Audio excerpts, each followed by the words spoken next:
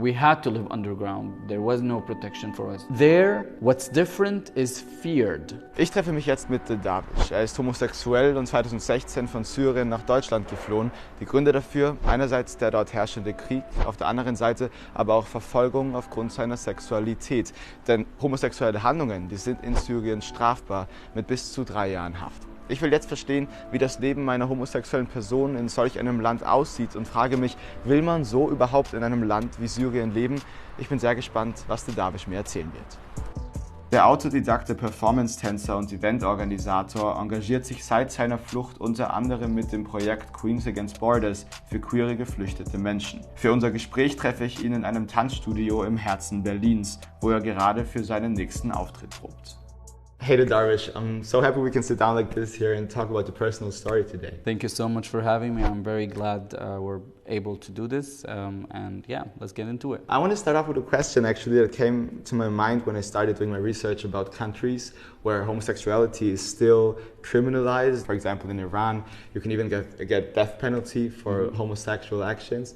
The country you come from, Syria, also is one of those countries in the world that still criminalizes homosexuality. What I thought about is that, knowing that you're homosexual, that whatever sexuality you have that is not straight, it's so difficult for so many people in the world, even in countries where homosexuality is not criminalized. What went through your mind back then when you realized my sexuality here in this country is dangerous for me? What went through your mind back then? What went through my mind was that I need to comprehend that I, of course, am not safe anymore, and I need to protect myself. And therefore, I hid myself, and I kind of like played a persona that was not me, that I played as a straight person. Yeah. And I kind of mastered the double life. Were you able to come out in any way in Syria back then? Later in life, when I already knew that I am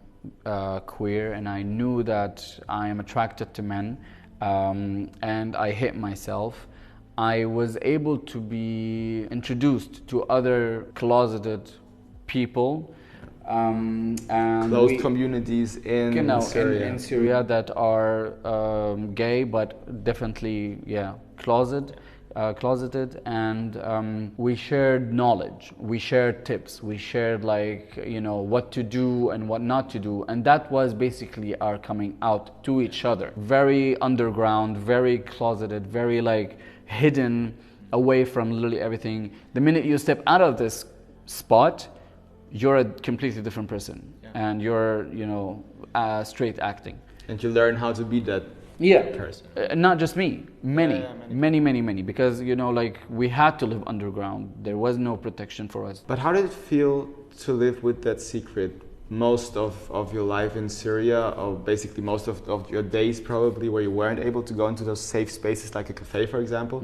How did it feel to live with that secret and to suppress this big part of your personality? You can't think of that. You don't have another option.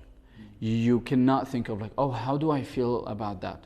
No, you have to do it. There, what's different is feared. It was only until I was here that I realized what a huge mess up I've been living. So now you're here in Germany for almost 5 years already. Yes. Here, suddenly your sexual identity does not make you a criminal anymore. Here there are open queer communities. How do you think your relation to your own sexuality changed since then? It took a minute for me to realize, and it was also by the help of so many others, if it was organizations or friends or people of the community that helped me realize that, I can be this creative person. I can be who I want and not fear it and not hide it. Yes. Looking back, do you think that you could have been a happy person if you would have lived in Syria your whole life? I wouldn't, because one thing, I know how hard I would have worked for a little teeny itsy anything. If it was work, or if it was dignity, or if it was social status or whatever, I would have to work not twice, not thrice, but way more harder in order for me to get a decent life. But knowing where I am right now, I'm sure like it wouldn't make me happy.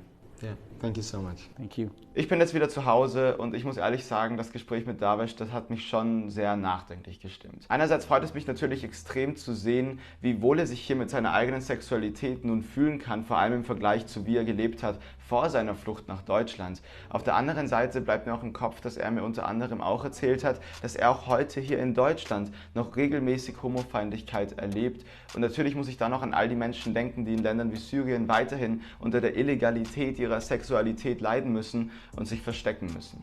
Was sind eure Gedanken jetzt, nachdem ihr dieses Video und dieses Gespräch mit Darvish gesehen habt? Lasst es mich gerne in den Kommentaren wissen. Ich persönlich habe noch ganz viel im Kopf, was ich glaube ich erstmal alles so ein bisschen einordnen muss, und dann können wir gerne in den Kommentaren darüber sprechen. Ich danke euch, dass ihr dabei wart.